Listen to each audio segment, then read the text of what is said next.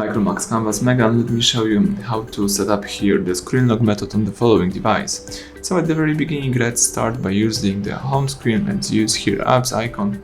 From the following view, let's find and select the settings, and here under system or under personal you should find the security. Let's tap it.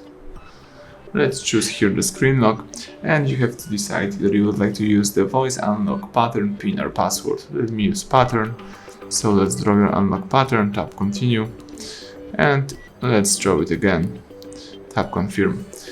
So let's decide a form of notification. You can select show all notification content, hide sensitive notification content, or don't show notifications at all. In my case, let me show all content, tap done. And basically that's it. Now you can lock your device and start using your device with the screen lock. So now you need to input the pattern to use your phone. Thank you for watching. Please subscribe our channel, leave a thumbs up under the video.